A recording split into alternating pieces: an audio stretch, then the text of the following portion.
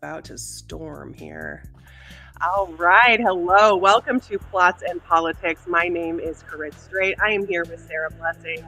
We are a couple of millennial women, and this is probably going to come as quite a shocker to y'all that we have grown up and have carried with us some body image issues from the 90s and 2000s. I know this is a shocking revelation, right? And Sarah and I have talked about body image. We have talked about our relationship to exercise and mental health and our bodies and being grown women now and what that has kind of done to us mentally and the work that we have done over many, many years to treat ourselves with a little more kindness and appreciate what our bodies can do. And as a couple of ladies in our 40s, we just wanted to talk about it. So welcome, Sarah Blessing. I'm so glad you're here. I have missed you. We haven't done a show in gazillions of years. I know it feels feels like forever, but yeah, we Yeah. are here and we are ready to talk all about body image issues. Yeah, I have a few. I have some Yeah, thoughts. Yeah, I same. was born in 1980, and the first thing I want to say is just the culture of Hollywood that I was exposed to. I watched a lot of movies, I watched a lot of TV shows, and I didn't say it. I didn't say it aloud, but I was like, "Oh, if I need to catch a man to get married, I need to be skinny." That's Hmm. really important. I mean, look at all these women who are side characters in the man's story on the movies. And you gotta be attractive and skinny and meek and all the other things you're supposed to be to get that man, and so Yep. that he will take care of you, and you have his children.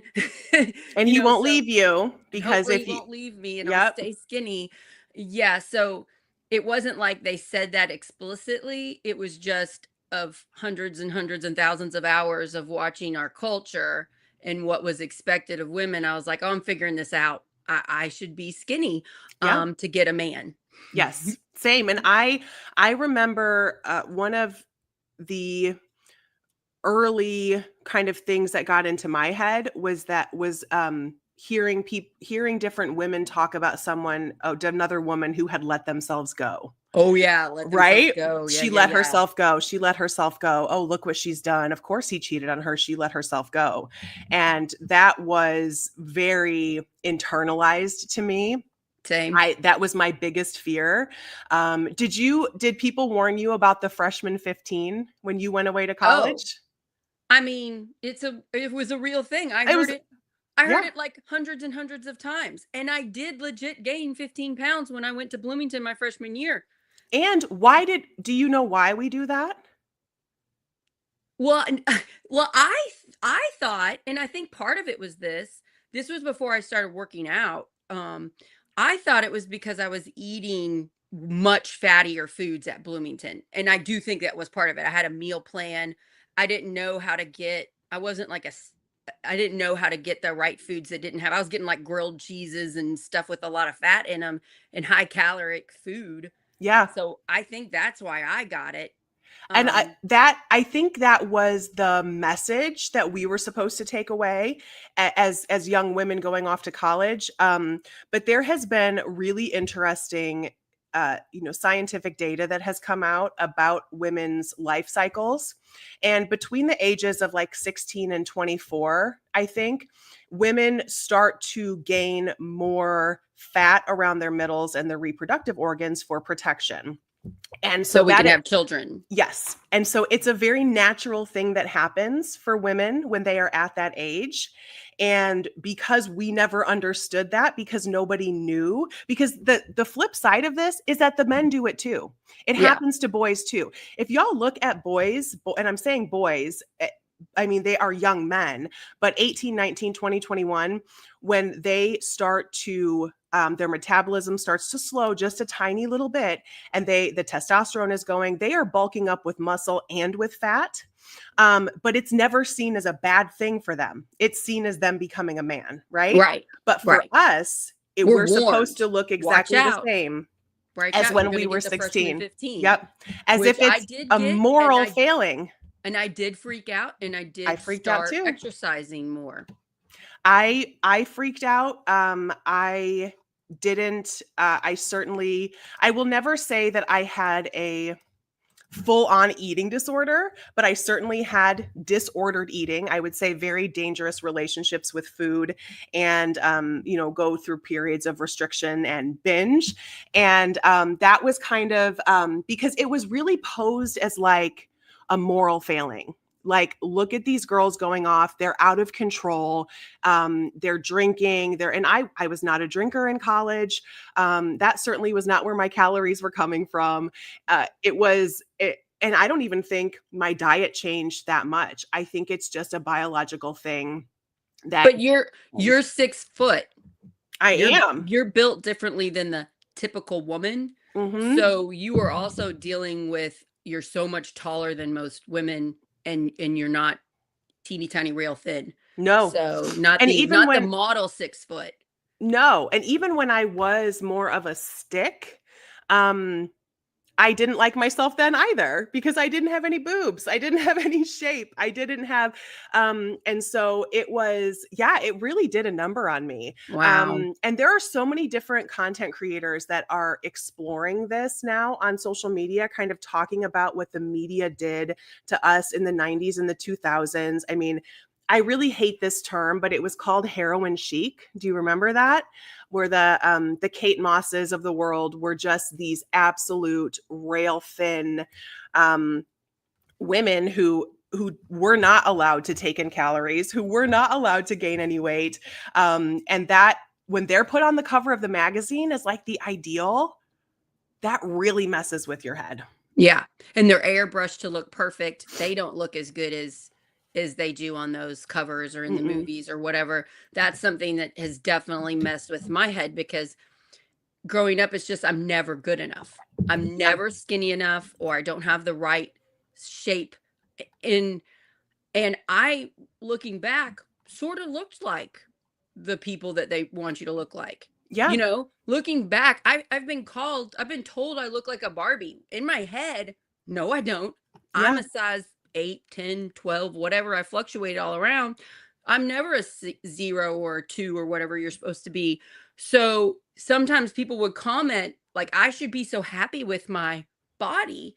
And I'm just constantly thinking, I'm not good enough. I'm not yeah. good enough. I'm not good enough. And so I'm like, oh, I think I need to let people know that growing up, because of the stigma, because of the pictures, the magazine covers, the skinny, skinny women that are being celebrated for being skinny, I'm just like, I'm not good Yeah.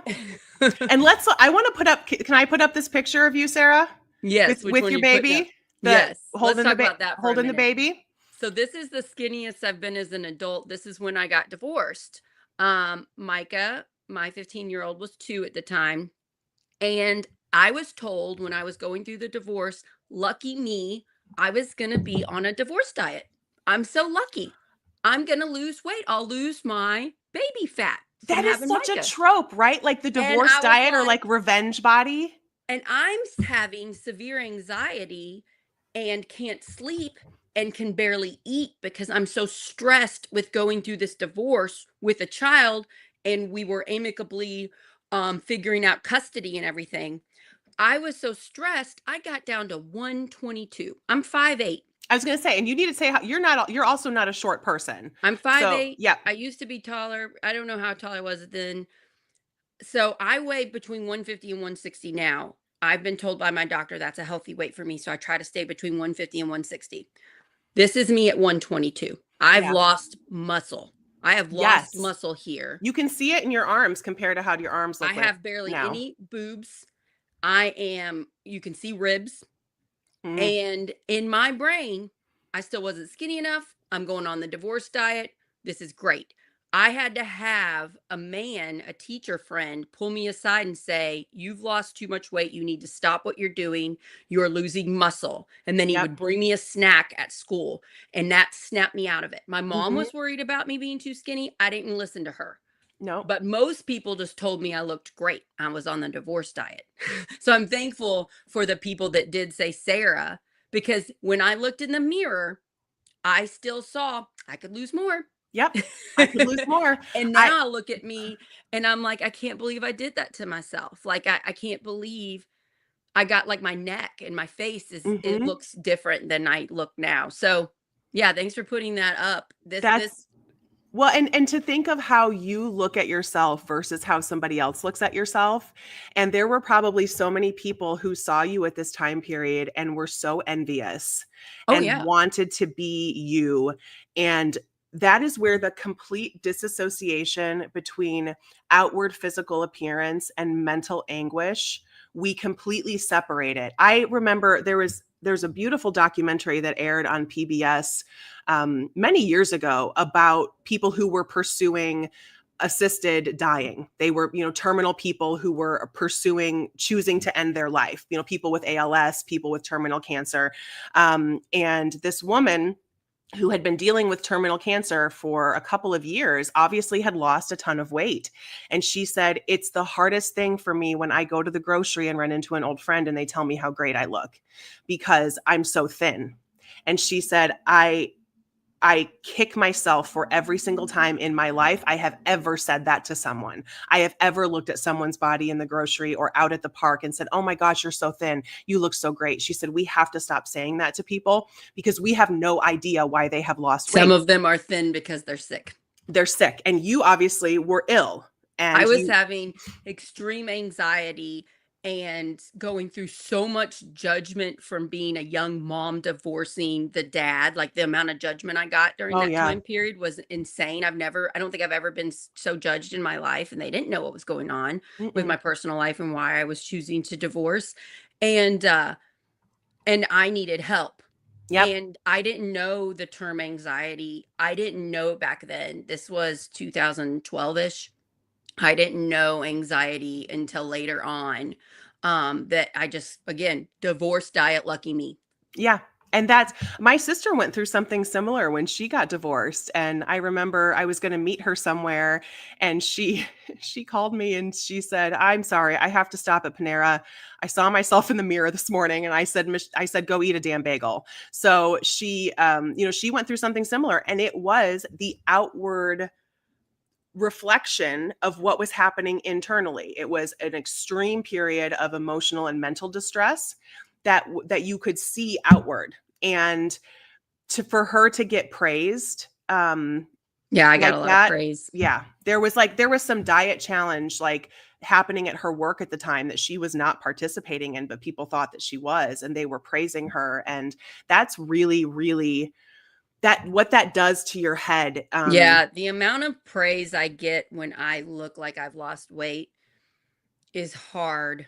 It's hard today. I still have it happen. Like I lost weight during the election because I was so stressed out and I got complimented by people that care about me that I look good. And I would say to them, because I full on realized, I would say it's political anxiety. And they go, Yeah. well, you look great. Like, well, I I'm feel like, no, terrible, I'm so thank struggling. you. I'm struggling right now, Yeah. but at least I look good. So what do we value, right? What do we value? Yeah, And shouldn't we need to value this? What can I do to help you? And that's why I started the I need to be 150 to 160 rule. I started that a couple years ago. And once I mhm, get under 150 because of stress, I eat a little bit more and then I try to calm down the anxiety. I know how to calm down anxiety now. I didn't know mhm. it back then. I had no idea what to do to calm that down. No, I didn't either. And spending most of my life being uh, ADHD and not diagnosed and not really knowing what that was, but understanding now as I'm older and have gone through therapy and have done a lot of work on this, understanding that that manifests itself in a bunch of different ways for me: impulsivity, really a lack of self control. And being scatterbrained. I was just talking about this with girlfriends over the weekend that I will forget to eat, and it never leads to me losing any weight because I will then panic because I will be starving at 7 o'clock at night, and then I will eat 3 days worth of calories in 3 hours. You're, um you're so funny. I never ever forget to eat. I I forget to will eat all the bring time. food with me so that because I'm like, oh, that hunger. So you and I are totally different on that. I don't go hungry. I have reminders set in my phone There you go. for to remember to eat. And I was just thinking about this the other day when I was making myself a lunch, and I had some leftover taco meat. And I have this thing now because I'm in my 40s. I can't tolerate gluten and as well anymore. Aw. It sucks. And I They love changed bread. they changed the way they make gluten, like, a few years ago, and that's why some Maybe people can't that's handle why. gluten as much. Um, It's like it I can't messes I with don't me. yeah, I don't know the exact science, but they changed the way gluten is processed, and it's not processed as well as it used to be, and that led to a bunch of people not being able to have glucose, like, so or not glucose, what am I saying? Gluten. Gluten. Yeah. Yeah, to have yeah, so That's it interesting. I wanna dig into that a little there's bit and research on it. Yeah, I yeah. looked into it because my aunt, who I just saw this weekend, I haven't seen her in a while, she had it and she never had it before. And all of a sudden, as an adult, and it was when the change happened. Oh, So, okay. so it could also be your body changing as you get Yeah. older, but it could also be that too. It could be both. Um, and I know there's a lot of judgment people have towards people that say, because it's like people just like to judge other people, but They I'm do, like, especially women around food, like, the judgment is so easy to it's come so, by. and it's just so much easier to judge them than to care about them. And so I do a lot of corn stuff, so I'll do corn tortillas, corn chips.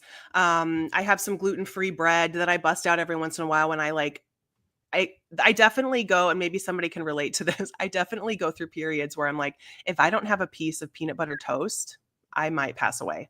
So I need like the crunchy toast and like the peanut butter. So I have like gluten-free bread that I just keep in the freezer and we'll bust out because that stuff's expensive. It's like Is it? $7 for a Oh little my loaf. gosh. Yeah. Even at Aldi, and I'm an Aldi shopper, that was like $7 at an Aldi. Wow. So it's just like one slice every once in a while. But I had some leftover taco meat from the night before, and I was going to do it over corn chips and do like a little nacho thing. And then I thought, actually, I have a really busy afternoon. I I kind of need to fill myself up a little more. So I've got my protein, and what I decided to do was throw some frozen hash browns in the air fryer. And so I made like a potato bed and put the taco meat on top of it. And to think about just a few years ago that I would have been terrified of potatoes because they are carby and they are starchy, Oh. right? When potatoes have so many nutritional benefits, there are so many vitamins in potatoes. They are so good for you. And yet, diet culture has told us carbs are bad. So because carbs are bad, we don't eat potatoes. It's a freaking vegetable, y'all. It's good for you. And what potatoes do, and I was really so proud of myself because I made a conscious choice to do the protein and veggies over potatoes because I knew it was going to keep me full for longer.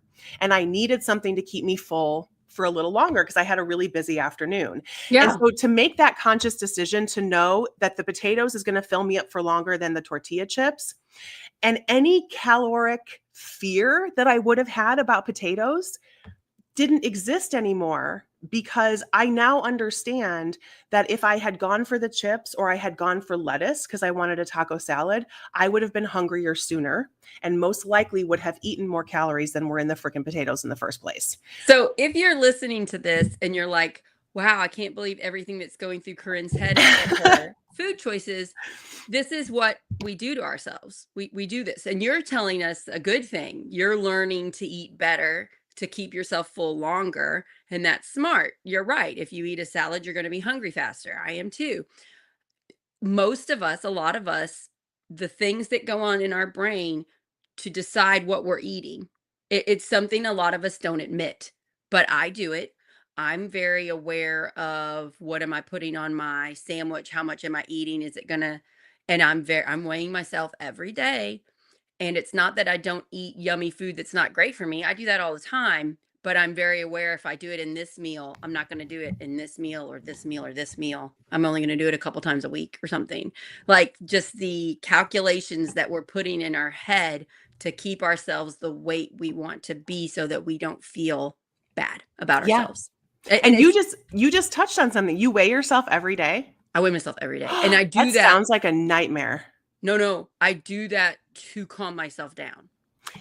Okay, so this is interesting. I do not weigh myself, only at the doctor, um, because the number does such a mess to my head. But my doctor told me the same thing. She actually encouraged me to start weighing myself more often and just let it be a data point. Like, don't Yeah. let it mean anything. Right. And Right. so that's I maybe I will get to that point someday. Um, You're but beautiful. I You're thank you, beautiful. as are you. And Thank you. you put your weight out there. I'm going to put my weight out there too. I am 220 pounds.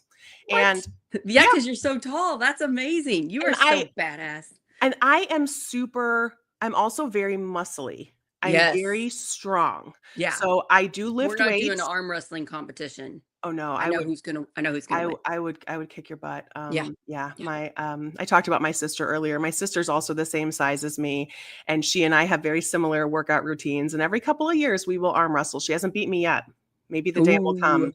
Maybe the day will come. But I'm very muscly, and even though I Yeah. got a good amount of fat on the You're like outside, this for warmth. strong goddess that as I see. This just like if I was scared of somebody, I would run behind you. Yeah. Oh yeah, I'll protect you. It's fine. You know? I'm bigger Yeah. than most men. I could probably outrun them. Oh, you could outrun them. Yep, and you could definitely outrun me, but if they catch us, then that's where I come in. I and that so that's the other piece of this that has always been really difficult for me because when I say I don't know if you saw this, Sarah, but our dear President Donald Trump had his physical a few months ago, and he is just in impeccable health. I mean, wow. Apparently, according to his physical, he is 6'3" and 225 pounds. There is no way in the world that is true.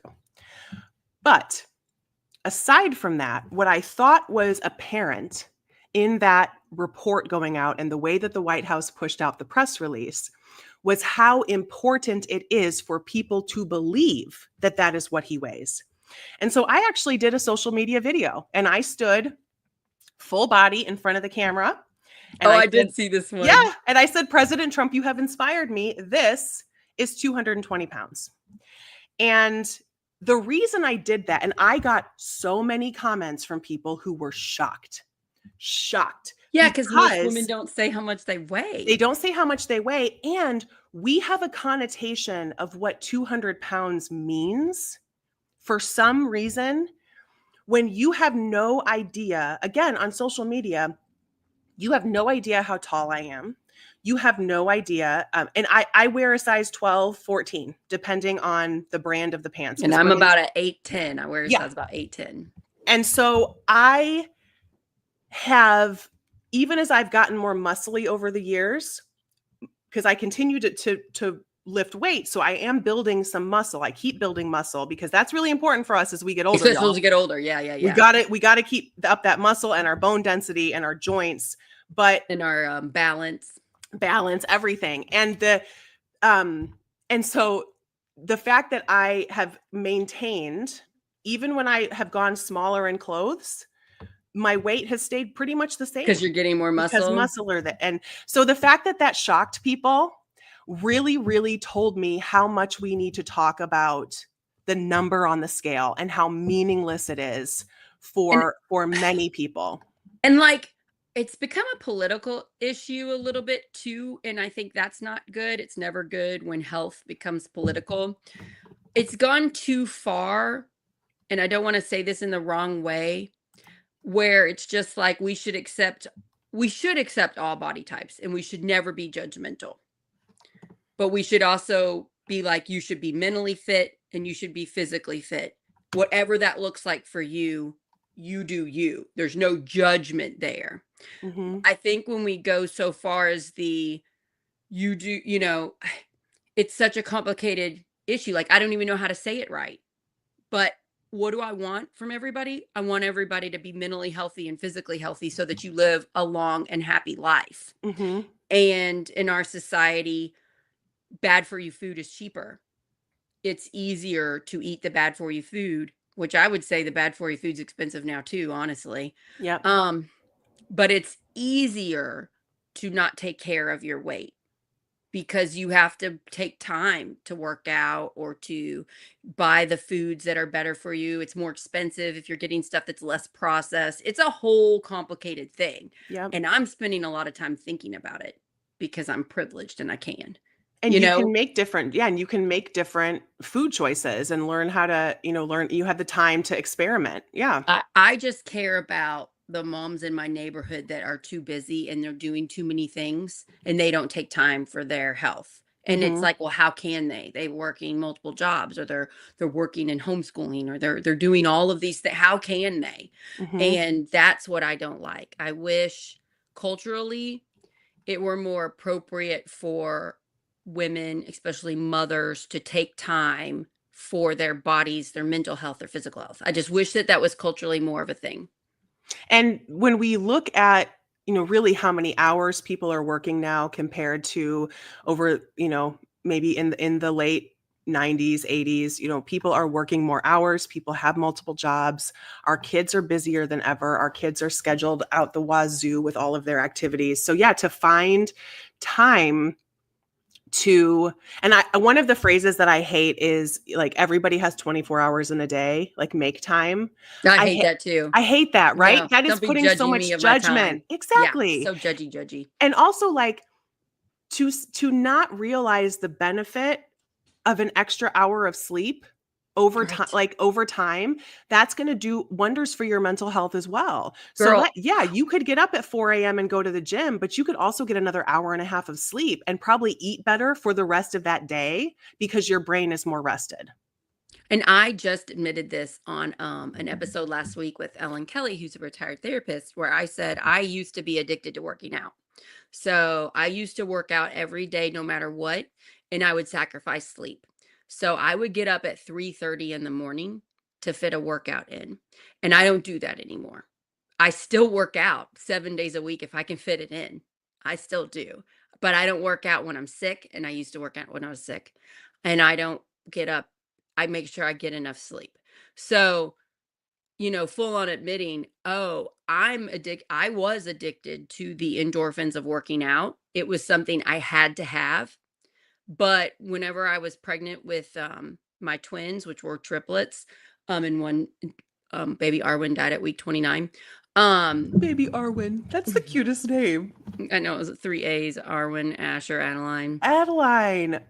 I feel like Yes. Arwen would have like that is the name of like a deep sea explorer. And I don't know why. We live in But Indiana. We don't really have deep But seas around here, but I couldn't work out. I had to take as few steps as possible or my feet would balloon out and I couldn't walk anymore. Like I try to get under 4,000 steps a day as opposed to my like 17 to 20,000 steps I'd normally get a day. And uh, I learned mentally how to survive that. So I think after that, I figured out I don't have to have exercise to be mentally fit. Go ahead and show that I was going to picture. say, this is you This is pregnant. the day before I had an emergency C-section. I gained 75 pounds because I read a book about triplets by doctors on what to do so your babies won't be low birth weight. And it said to eat Oh, often and eat a lot of protein. So I, on purpose, gained as much weight as I could. okay. And and I was eating for triplets, which one didn't make it, so it ended up being twins. But I gained at least 75 pounds. I stopped paying attention at the end. It was very hard. And Yeah. look at my face. Like my face changed, my nose Yep. is giant. And I just want everybody to know 10 months after I had the twins, I lost all of the weight, but my stomach was damaged. I was 39, I think, maybe 40 by that time. And no, 38, 39. I can't do math. Anyway. Anyway, my stomach was completely destroyed. There was nothing I could do, and I had this giant amount of fat and skin. So I had a tummy tuck 10 months after, right when I stopped breastfeeding over the Mhm. summer so I could go back to teaching. Um, so just so you know, I didn't lose that stomach on my own. Yep. I'm Because so glad you're talking about that. Like yeah, that is I just there don't want people to think that I can look like that and look like I do now without and it's actual yeah. something happening. Yeah. And I really love your honesty about that, Sarah, because we are in a very new world of weight loss now. These miracle drugs have come on the Oh, market, yeah, I wanted to what are they called? What is it called? like they're like GLP-1s, like Ozempics, Ozempic. and Yeah, yeah, yeah. there are a bunch of other variations of GLP-1s that are either orals or injectables, and they are really honestly, we have to be really honest about it. They are saving people's lives. Yeah, but And what is hard for me is it's saving people that can afford it.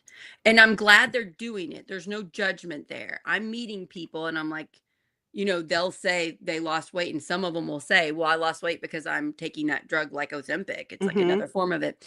And I'm happy for them, but I just wish everybody had access to it because I have And friends. now, yeah, I think that because the market is expanding a little bit, I know there are lots of these drugs that are being covered under regular copays now. That's good. So So more there are people some should be people able that to, are because at paying, first the rich people get it, but yes, now you're saying regular people should be able to get it more.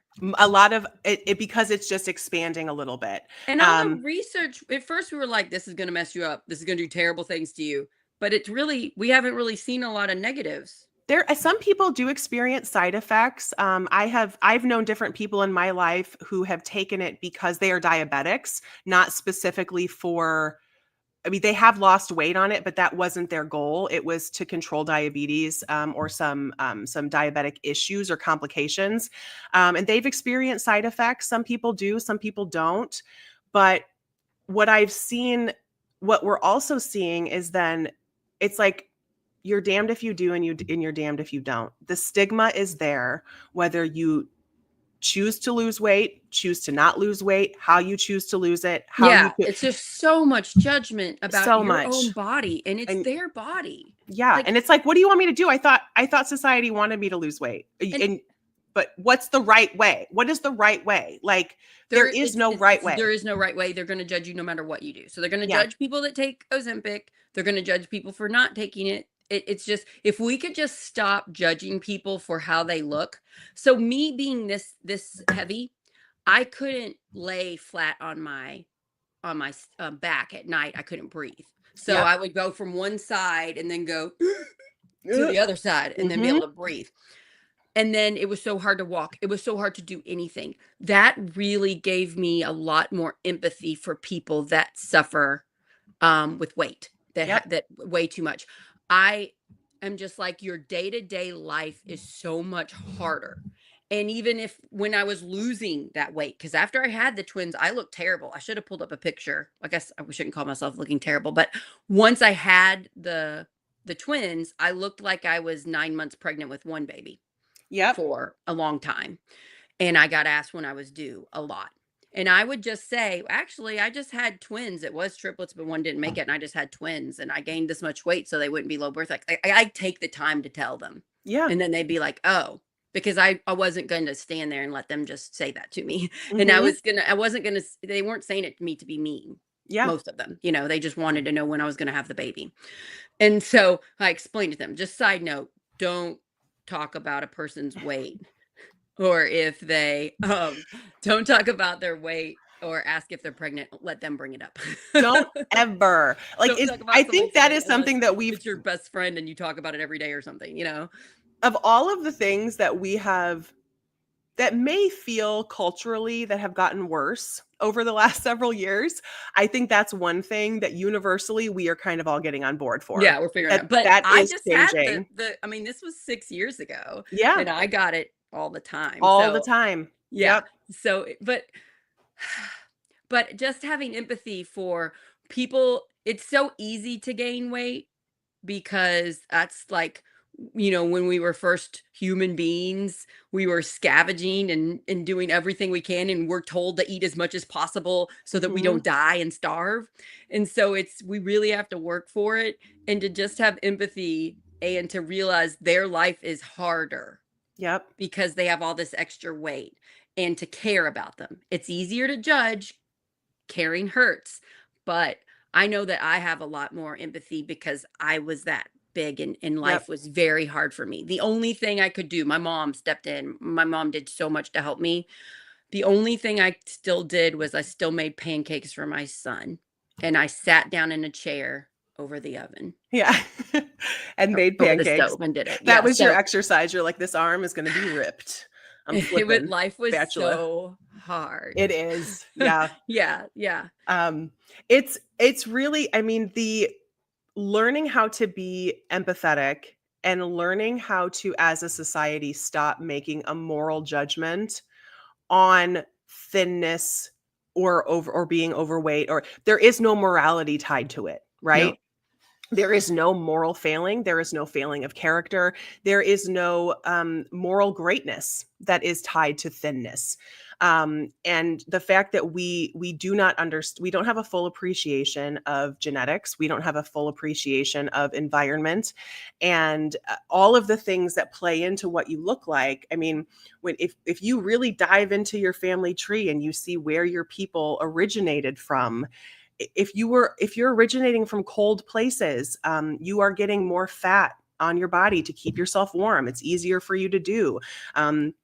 If you are, originating from a people who were laborers, who were farmers, who were working outside, you have broader shoulders, you have thicker legs, there are so many genetic elements that come into this.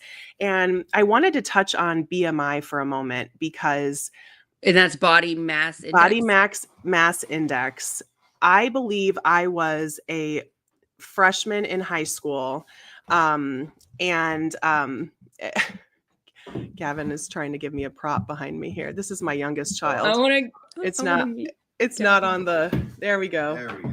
There's it. There's our Thanks. pride flag. Happy Pride to all Happy who are Pride. Love is listening. love. Be you. Love We is love love. But it is raining and it's super windy outside, so I brought it in because Cute. it's like it blew off of the porch yesterday. It's not But good lighting. what? It's not good lighting. It's okay. It's all right. It's fine. It's Sorry. fine. Apologies for the interruption. That is my youngest. But BMI it's a calculator, and it takes your height and your weight, and then it gives you a number. And I believe I was a freshman in high school the first time I was told my BMI. When I was a freshman in high school, I was probably 5'10-ish, 5'11. I grew a little bit more throughout high school. I weighed about 150 pounds. So I was a very, very thin. I was gonna say that sounds very skinny. Yep. BMI, maybe at 160. BMI, I was in the overweight category. What? It was horrifying for me. When I do my BMI now, I am obese. What? And yes. And and there is such a huge racial element to this too. BMI for Black women, especially Black women, is horrific, because Black women also tend to be more muscular and more dense, muscly than other races. And because BMI does not account for how much of your body is fat and how much of it is lean muscle mass, it's just giving you a number. So I want to pull up this picture of me. This is 2010. Aww. This is me with my oldest child, who just graduated from high school yesterday. Congratulations. He is 18 years old, and he now towers over me by about 4 inches. But I didn't wear a bathing suit because I thought I was too overweight. Aww. Yeah. I still have these shorts, these green and white shorts. I still have them. I still wear them. They look exactly the same on me. I am about 25 pounds heavier than I was in this picture, but I still wear the same size clothing. And because I have gained muscle, I have and my clothes haven't changed. So I pull up this picture to say, not only is there so much going on in my brain here where I didn't think I was allowed to wear a swimsuit because I thought I was too big. Again, everybody's allowed to wear a swimsuit. There is no like Everybody can wear permission, swimsuit. right? But because I still have the same clothes and I still wear the same size clothes, that is it. All of that is just has been adjusted over the last, so this is 2010, over the last 15 years, based on how my body has changed and how much muscle I have gained. And when you look at something like BMI, it does not equate for any of that. And so somebody who is more muscular, they need to fix that. And they need So- because my husband, he gets rated as overweight with the BMI, too much fat. If you look at him, you're like, no, he doesn't. no, And so it's wrong for him. And he's a more typical person. Like he's not like super tall like you are, Yep. like So And yeah, that think how many people have been traumatized by BMI. so BMI is a terrorist. Like the amount of emotional trauma that has been inflicted because of stupid BMI. I think the reason BMI is so pervasive is because anybody can do it. The only information you need a calculator, and you just need your height and your weight.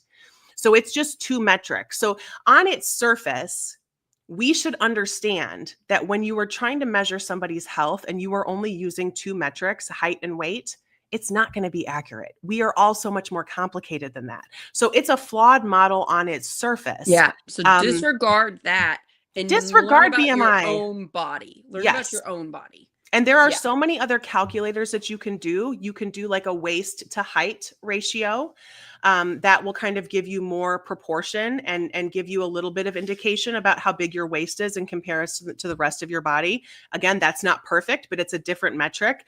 And then anything that you want to do beyond that requires some tools. And But also your body, you have a preferred weight. Like I'm pretty sure what I am right now is my preferred weight. I could get down to 122 if I wanted to be hungry a lot. And yes. but I'm choosing to eat. So I could look like that version of me that I got to, and I don't want to. So our bodies have a preferred weight, and we just need to try to figure out what that is and maintain it in a healthy way, which is hard every day. Every It's day it's super hard. hard. And if Yeah. you can't, fine. Yeah. Like, We have to like give ourselves grace. yep. I just had thyroid surgery. I lost half my thyroid and I'm having to take medicine to regulate. And it is harder for me to maintain my weight than it used to be. I used to have an overactive thyroid, so it was very easy for me to lose weight. And how hard that has been on me mentally, I don't even want to admit on this show. Like, that's a lot. And you are, I mean, the thyroid struggle is so real. So real. All of that adjustment to medication. and it takes a long time. Like it's going to take maybe a year or two to figure out the amount of dosage because I'm taking a medicine every day for the rest of my life. Now I take it in the morning and I have to wait an hour, half an hour to an hour to eat.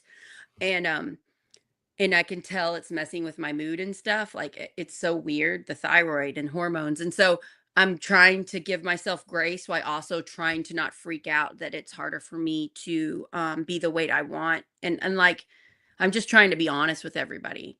I I every day am focusing on my weight, but at the same time, I'm eating lots of delicious food and I'm Yep. exercising, but I'm calculating how much can I go out to eat and should I get a salad with grilled chicken or should I get something, a fried chimichanga? And sometimes I get the fried chimichanga and sometimes I get the salad. Like it's an everyday thing.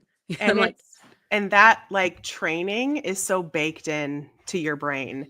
And please know that you're gorgeous and you are your too. health, your mental health and your physical health is not reflected on the outside. Like not always. And the damage that we do to ourselves when we deprive ourselves of nutrients, when we deprive ourselves of, I think of all these different times in my life where my skin was terrible, my hair was terrible, but my nails were so brittle they were breaking, but I was thin. And I put so much value on the thinness when obviously my body was devoid of nutrients because I Right. looked awful. So we've got to look at all of the signs, which I would look at you now and say, you're very healthy because you radiate the health. You eat pretty well. I think we probably eat similar, Yep. except you can go a long time without eating. I don't do that. I don't do that anymore. I try But you to. can kind of tell because you can look at the skin, look Yep. at the hair, look at the face. Do you glowing or do you look set? You can kind of tell. Yep. But I don't know whether everybody's doing that. We're just using one metric. How skinny are you? So How I want skinny to are talk you? about, I was watching an outtake of like a deleted scene of Crazy Rich Asians. The book turned into a movie. Mhm. And in the deleted scene, it was a bachelor party and a rich person on a boat. And they were zooming in on these teeny tiny skinny girls that had shoes on and they were in bikinis and they were dancing on the stairs. And this is a deleted scene. And I saw cellulite on their legs. And I was like, I didn't think that was possible because my whole life I've seen images of really skinny people in bikinis on TV and on movies and on videos, and they don't have cellulite. And then that's when I hit me. If this would have been in the movie, they would have airbrushed it out or Yeah. something. They would have done something to it. To make And it then I'm not, like, yeah. it doesn't matter how skinny you are. Some people have cellulite on their legs. That was a mind-boggling moment for me Yeah. because that's an area I'm critical of myself, my legs. Mhm. And I'm like, so really skinny model people have it? Wait a minute. What am I trying to do to my body? Yeah. I'm trying to reach something that's not possible. Like that. No. I I mean it that really just like changed the way I view bodies. Like because I have been lied to my whole life looking at TV and seeing skinny people look perfect. Uh-huh. Even skinny people, We've been lied to the whole we've time. been lied to It's the all whole lies. time. What the crap? Yeah. Hey, Yeah. there's a para Olympian who talks very openly on social media about her journey of getting her leg amputated, and she makes a lot of jokes about it. And one of her jokes was just like, "Ugh, I could never get rid of the cellulite, so I just got rid of my leg."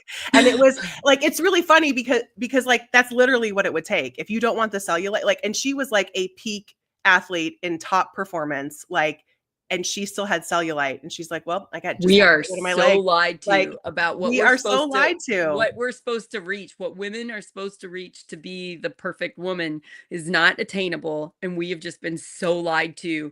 I like the actress Emma Thompson, is that her name? Or Mhm. Thomas? Thompson? Thompson. Yes. So she is in her 60s now, I think, and she's done a lot to talk about women and body image. And she's like, she said sometime she was sitting down in an interview of a talk show and she said, how many times do women look at themselves naked in the mirror and they just zoom in on their problems? Oh, I hate this thing. I hate this thing. Look at this and look at, oh, and she's like, we have got to stop doing that to ourselves. We need to Mhm. say, look at this beautiful body that has been through so much and we need to appreciate. And you shared with me that you do something I do that I think is that. beautiful that's similar to that. And Yep. I once you told me what you do, Corinne, I started doing it too. So Yep. tell us what you do because I think it's beautiful. So I've been doing this for a few years. It was something that my therapist encouraged me to do, Good and job. I saw, yes, because I was really, really struggling, and we first logically talked through all of the things that my body can do and how much weight I can lift, how far I can walk, the children that I have given birth to, the all of the things that I'm physically capable of doing, which it dawned on me probably for the first time going through that like we actually wrote a list out. And it dawned on me for the first time going through that process what an amazing privilege I have of really being a healthy, able-bodied person for my whole Same. life. Like, Same. that's a privilege. Yeah. And to thank myself for being able to do all of those things. So every single day when I get ready, I stand in the mirror with no clothes on, and I thank my body. And I make a mind body connection. I put my hands on things. I put my hands up, on my arms. I don't like the way they look, on my stomach, on my hips, whatever it is. And I put my hands there and I just thank myself. And I don't make it about appearance.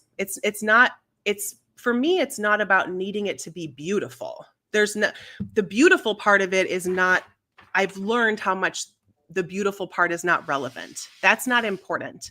Beautiful is wanting to be perceived a certain way by somebody else. Right. For me, I'm showing appreciation to my body for its functionality and what it is able to do, and the sacrifices and the wear and tear that I have put on my body. I mean, I started playing sports when I was a very, very, very little child. And so there has been a lifetime of wear and tear and injury. And I've got all the scars to prove it. And all of the things that I have put my body through, including some very unhealthy things. I had a years long struggle with alcohol abuse and taking in all of this dangerous stuff. I used to smoke, Sarah. Oh my gosh. I I'm so smoked for proud of you years. for So overcoming these hard so things. all of the crap that I put in my body that honestly was coming a lot from a place of mental anguish. I didn't know I was self-medicating. So I was putting things in my body to make myself feel better.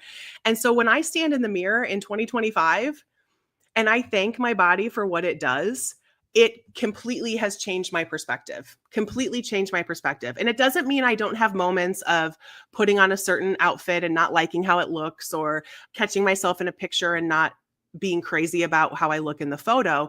I still have those moments too, but overall, my appreciation and my relationship to physical movement, whatever that may be, whether it is an intentional workout of lifting weights, whether it's just going for a walk, whether it is doing yard work, my relationship to physical activity has just changed into being grateful that I'm able to do it. Yeah, And I like grateful that that. my body I think has that's really helpful. remained Healthy. resilient. Yeah. I'm trying to do that. I'm a lot kinder to myself. I've said this a gazillion times since I had suicidal thoughts a year ago, and then I got therapy. And the one thing that helped me recover from the depression and the suicidal thoughts was I was able to be in a fashion show. And oh, I sent you a picture, but I don't think you have it up.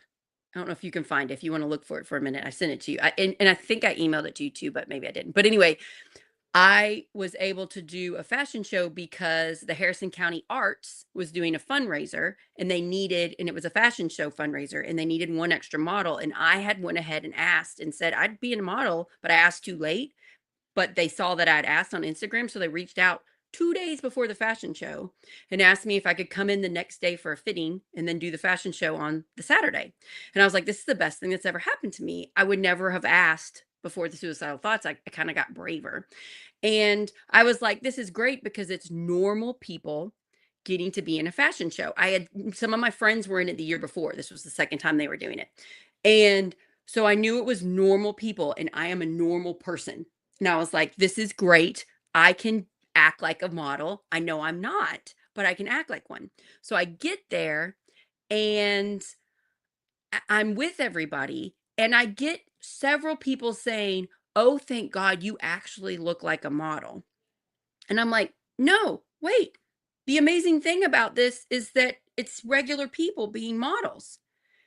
And then I'm like, "Oh no, culture, society." And I'm like, I wanted to say, don't think that I think I'm a model. I don't think I'm a model. I'm a size 8 or 10. I'm not 0, 2 or whatever. But I was learning to be kinder to myself, so I didn't say that. So I'm like, well, how do I process it? I don't want to be negative on myself and say I don't think I look like a model. That's not being nice to myself. And so like it really made me think, because it was just a mind. It's like the thing that's amazing about this show is you can be a normal person. If you can't find it, it's fine. Corinne, oh, I can't I even have it find it. saved and I don't know why it's It's not okay. giving me the We might need to option. take one down. We might have too many pictures up. We I might need to don't close one. know. Maybe. Let me close this one. Well, I don't know how to close it. Never mind. But Yeah. anyway, it's the picture. So the runway picture of me was the picture that I used to advertise this episode on Facebook. So some of you saw it. And now I'm friends with Georgianne Watson, who made that outfit, and she's making me a new outfit. You all, she spent 160 hours making an outfit that I'm going to wear this Saturday for the third fashion show. So this time I That's didn't so wear. exciting. Yeah, I'm excited, but you know what? Sometimes I feel I would like to be skinnier in the outfit, because this outfit is form fitting. The other outfit was loose. And so again, I'm struggling, you all. I'm going to go out there and be as kind to my body as possible and have an amazing time. But it's a struggle because I look at myself in pictures in it and I'm like, I wish I was skinnier. So I'm still working on it, you all. I'm not 100% there. There it is. So There it that's the is. outfit. Georgianne Watson made that. And I wore that last year. They fixed my hair. They fixed my makeup. I got flowers and put it in my hair. And it was one of the best things I ever did in my life. Like for me, like like my husband came, he took pictures and video, and so many of my friends are with Harrison County Arts. So it's a really beautiful thing. So I'm doing that again this Saturday. It's a fundraiser for the Harrison County Arts, which is it's a beautiful shop. Local artists they work there for free. They sell their art there. It's an amazing thing, but I'm still struggling with the body issues, because it's weird I don't want to be like, I think I'm a model, but then I don't want to be unkind to myself. So I don't say it. It's the whole thing, you know? I'm going to put in the comments here, if anybody is interested, I'm going to stick in the comments really quick, the website for Harrison County Arts. Oh yeah, that's such a beautiful place. I'll put it Thanks, up on the Corinne. screen here as well. It's very easy to find, harrisoncountyarts.org, if anybody is in the area and wants to support artists in your community, and go see Sarah look amazing in an amazing dress this weekend. I'm so excited for you. Thanks, girl. I'm excited It's going to be too. so fun. Yeah. Yeah. I wanted to put up this last picture of I just wish me.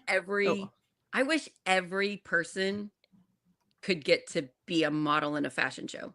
Yes, and I'm feel like good empowering, about their right? body and walk and show off an outfit that they're proud to wear and be like, don't I look amazing? And like, love yourself. It was exactly what I needed last year after I was having the hardest mental thing I'd ever gone through in my life. It was the thing I needed to heal myself. Like, it really helped me get better faster, to just be like, I'll never be that cruel to myself and let people hurt me like they hurt me. And I learned, and I was like, I cared about my body. And I was like, so I wish everybody got to do what I'm getting to do. Have a person that loves me. Georgian Watson now is a close friend of mine. I love her so much. She loves me so much.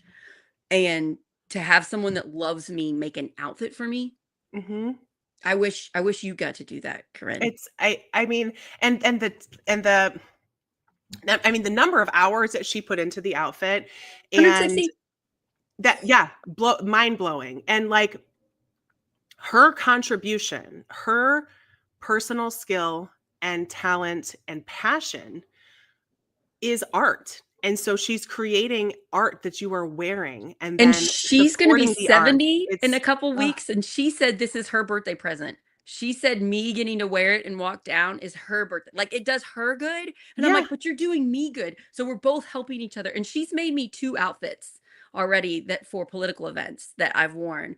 And I just don't know how lucky I got to be. So lucky that I get to be her friend, and I'll get to see her on Saturday. And I've been to her house many times while I get to try on the outfit. And I just wish everybody got to do something like that. Mm-hmm. Like, and how important art is to Yes. people for their own mental health. This helps her. She's always wanted to make this creation, and it's strapless and it's made out of denim, and it wraps in the front and then comes down. Oh, I can't wait to see that. Sarah has sent me pictures of different like stages in the process. I cannot wait to see. So come if you can, but if you can't come, my husband is going to make us a Project Next show about this fashion show. So harrisoncountyarts.org, y'all. You need to get tickets to this. And then it'll be up on their website that day. They'll post, they're on Instagram and Facebook. But you can see everybody's outfits. They'll have a photographer there, but Chris is going to take footage, and he's going to edit together the show. So it'll be a little bit later because my husband will edit it, but I'm probably going to do a couple lives too, like getting fancied up and stuff. So Project Next is going to be part of this. We already did one interview about it with my good friend Amanda Ramos. She is the president of the board that runs this nonprofit. So it's pretty amazing. It's almost there's only one person that's paid a part-time salary. Everybody else does it for free. The Harrison County Arts. Yeah, isn't that beautiful? I love that. So the link is here. It's in the chat. It's in the comments. It's also here on the screen. So harrisoncountyarts.org. I want to put this picture back up, Sarah, because if we just zeroed in on your face, like, there is so much joy and peace on your face. I'm almost crying right now because that was such an emotional time for me because I was coming out of that dark time. And how much does that face look different than this face? Like, these are the moments that you look at photos and you realize it has nothing to do with the size of my pants. This has nothing to do with the number on a scale. Where I am in my own brain is visible. Like, it's visible. And the stress that you were under in this photo when you were physically not doing well and mentally not doing well, it just, boom, look at that. Like, it's incredible. And even like we talked about hair, like, look how much healthier your hair is in this picture, your skin in this picture. Like, those are the things that cannot be measured on a scale with a measuring tape in the dressing room. And those are the moments that I hope people take away, and to look at these photos and not harken back to what you used to be. I definitely spent a lot of time, especially after I had kids and my body changed and looked differently, of looking back at photos when I was younger and wishing for that time. And that was so harmful too, because it's a wish that can never come true. We cannot time travel, that we know of. And even if I could, I would never want to go back and be that person, even if I was thinner. I don't care. I honestly can say that I don't care. It's not about thin. It's about us being healthy versions of ourselves. And we only ourselves can figure out what that is, because at the doctors, they might tell you the wrong thing. They might give you a BMI that's completely wrong for your own body. So what do you need to do to have that glow, to, for you to be mentally and physically healthy? And to find the right healthcare provider, I do have a doctor that is working with me on my weight and also my blood pressure, and is very receptive to me and is looking at all of these metrics, making sure that my vitamin levels are okay, my nutrients are okay, my blood pressure is okay. It's so much more than weight. And there have been some changes in recent years to insurance and what insurance will cover. And so if you are somebody that is more curious about your relationship with your body, that may not always be your primary care physician. That could be a mental health professional. That could also be somebody who is a dietitian, somebody who has training. There are dietitians out there that are really, you don't want to do anything that's diet culture. That's all bad. That's all just to make money and hurt your body. Yep. So not but talking with somebody who is a professional, who has training in nutrition and can help you meet your goals and can help talk through about what you're eating and make your goals so much more about what's on the scale. That is something that's opened up more in recent years. So I would encourage people to look into that as well, because what you're going to see sometimes, and I still hear from so many people that they go to the doctor and they injured their knee and the answer is lose weight. It's not. Oh, it's so upsetting. Right? It's not like, oh, let's see if you did something to your knee here. It's like, well, you didn't have that. If you didn't have that 30 pounds on you, your knee probably wouldn't hurt. Like, how messed up is that? Like, and not everything. Culture. Yes, not everything is about weight. No. And like with women, not everything is about your period.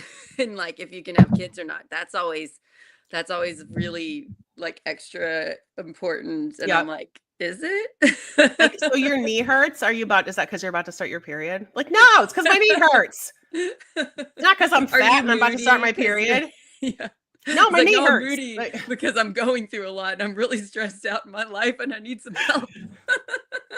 Like, not everything is weight, y'all. If we just had empathy for ourselves and empathy for others and we took out the judgment, think how much better our society would be if we could just, if I could wave my magic wand and just fix that, it would be just kind of ridiculous how much would change.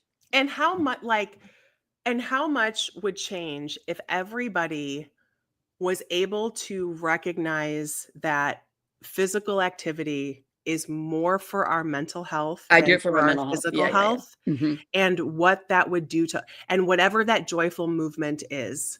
If it is line dancing, if it is pulling weeds, if it is playing in the park with your kids, it does not have to be a 2-hour grunting, sweating gym session what do you be like? Worth it. I used to play that game with myself all the time. Was like, oh my God, well, I only have a half an hour, so I guess I might as well do nothing.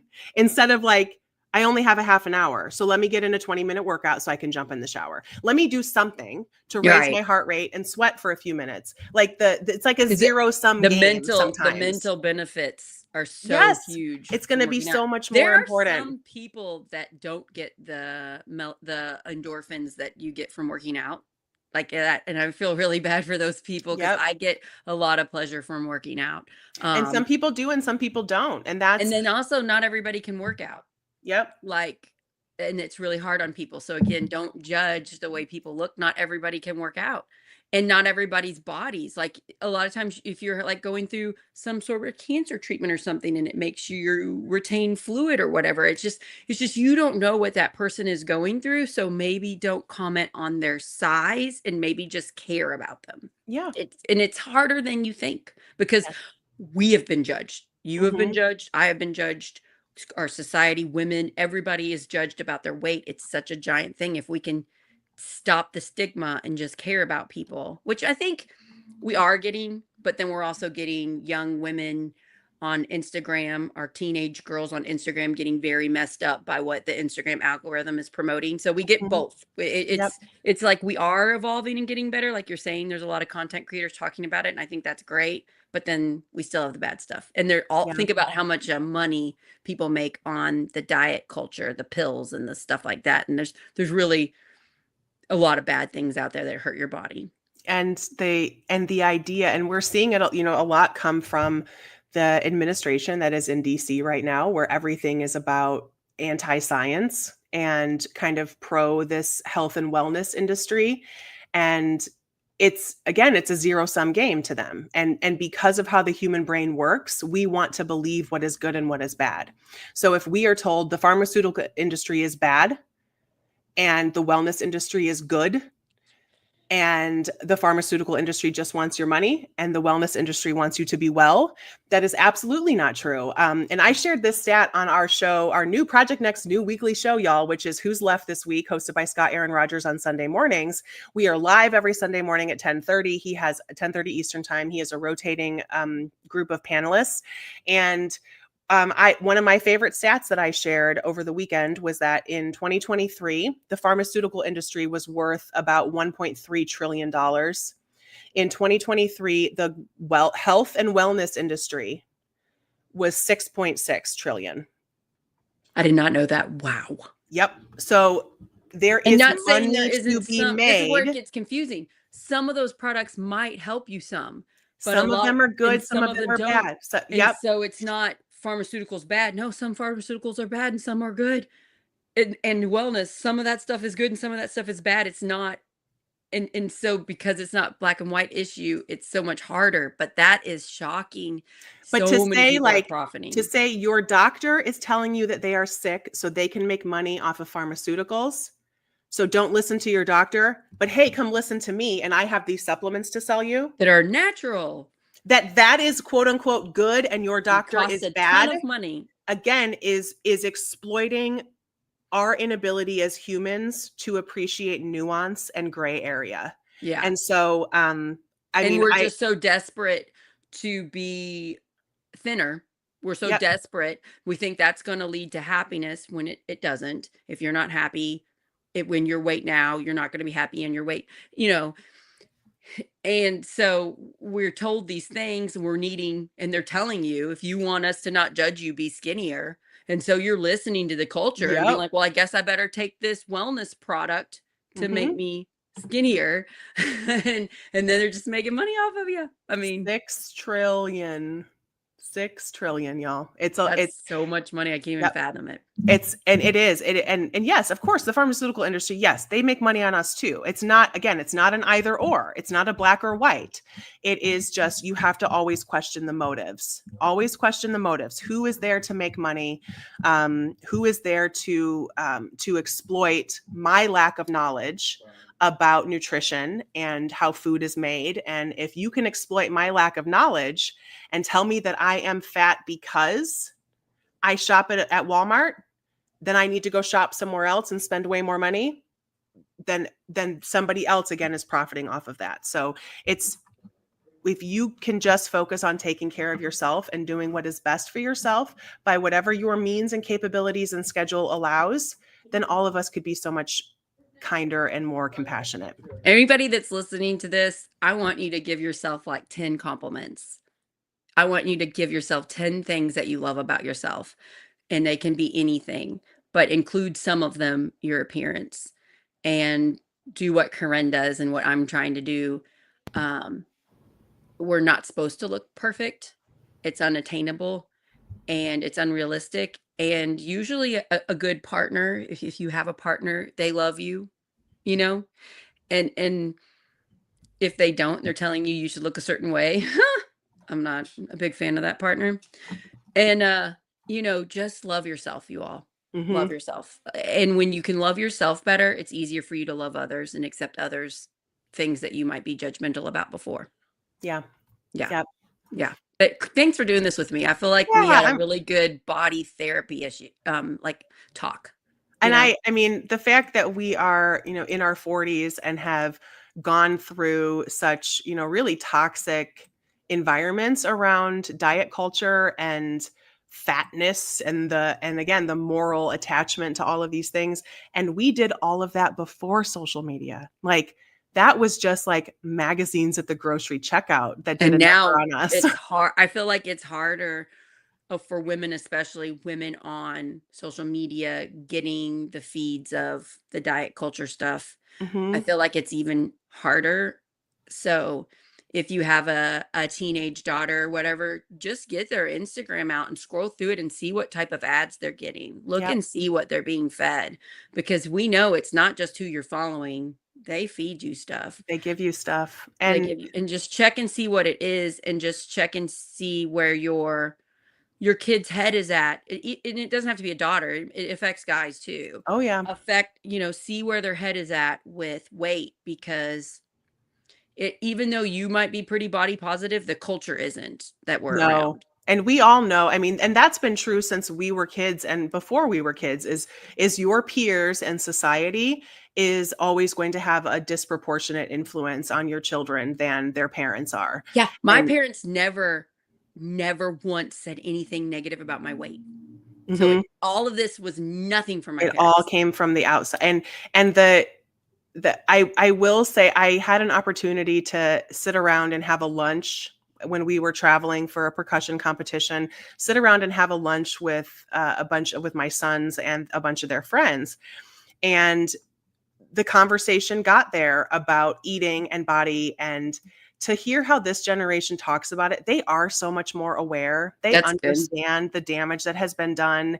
And the one thing that I always, if I ever have the opportunity to talk with people, it is every single one of us, we are supposed to continue to be different and look different out for our entire lives. It is such a unrealistic expectation that you are supposed to be mentally and emotionally and financially and everything. That's supposed to keep changing. You're supposed to keep getting better and everything, but physically you're supposed to stay the same. None of that makes any sense. And so when I was talking with these kids and they were kind of sharing their thoughts on things, and I was like, just remember, you are this time next year, you're going to look different than you do today. And that's supposed to happen. And the year after that, you're going to That's look differently. It's supposed to such a happen. good tip. You're supposed to be gaining Everything. weight. You're supposed to be changing. You're growing. Yep. Just like you're getting an education, you're supposed to be smarter than a year from now than you are now. The same is true for your body. And so if that can just be, because that almost feels like you're just kind of going with the waves a little bit. Like if you're in the water, you're just going with the waves of your life and you should be Let changing. let your Yep. body evolve. It's a beautiful thing. Yep. Don't be scared of it. Don't have these unrealistic expectations on yourself. That's going to make you unhappy. So unhappy. So Yeah, that's unhappy. such a beautiful way to say it, Corinne. You're so wise, and I'm really blessed to be your friend. I I wish am we lived too. closer. Come and see me. Yeah. Road trip. Road trip, come and see me. I'm Yeah. so glad we got to do this. Thank you You're all for gonna have being another here. show tomorrow. You're gonna I'm have going your to own do a show show tomorrow, tomorrow Saturday, night. Yes. Tomorrow evening, Thursday, Plots and Politics, 7 p.m. June 5th. Eastern, June 5th, Plots and Politics, 7 p.m. Eastern time. I am going to have a chat with the chief of the South Bend Police Department, Scott Ruskowski. And he has been in law enforcement a very long time, has a lot of interesting perspectives working in a city inside the state of Indiana and all that brings along with it. So yeah, check us out tomorrow night at 7 o'clock. Tomorrow morning early, Tim is gonna do a Father Ted, Dr. Tim episode in the Good. morning, and I think he's gonna start posting Father Ted's homilies Oh, that's with the good. show. Yeah. So he types them up, so like put it on there, and they'll kind of talk about, what's going on. with religion and politics and morals and open that whole up. So that'll be in the morning, and then your show's gonna be in the evening. And then on Saturday, look for little bits of live stuff about the fashion show, and then there will be a fashion show later. And thanks for doing this. You're This was amazing. fun. You are too. Thanks for being here, everybody. Thanks for listening. I'll see you Thanks, next time. everybody. Thanks for sharing. Subscribe to YouTube, please. Yes, go subscribe. Yes. Thanks, guys. All right. Bye, everybody. Bye, everyone.